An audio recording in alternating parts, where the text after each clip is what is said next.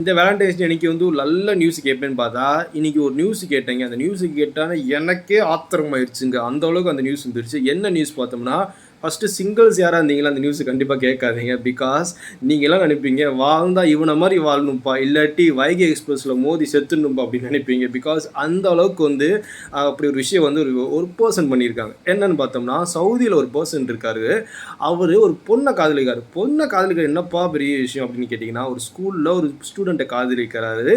அந்த ஸ்டூடண்ட்ட காதலிச்ச பத்தாம, அந்த ஸ்கூல்ல வேலை செய்ற டீச்சரையும் காதலிக்கிறாரு. அதுக்கப்புறம் அங்க இருக்க சூப்பர்வைசரையும் காதலிக்கிறாரு. இதெல்லாம் பத்தலையா சாருக்கு, அங்க இருக்க பிரின்சிபல் மேல ஒரு கண்ணு இருந்துச்சு. அந்த பிரின்சிபல்ட்ட பேசி செஞ்சு அந்த பிரின்சிபலே காதலிச்சு, கடைசியில எல்லாரையும் கல்யாணம் பண்ணி ஒரு வாழ்க்கை வாழ்றாருங்க. இவங்க எல்லாரையும் பார்க்கும்போது எனக்கெல்லாம் வயித்தெரிச்சலா இருக்கு. அவனுக்கு ஒண்ணுக்கே இங்க வழி இல்லையா? இங்க 4 பேர் கிடைக்குதா? அந்த மாரி இருக்கு.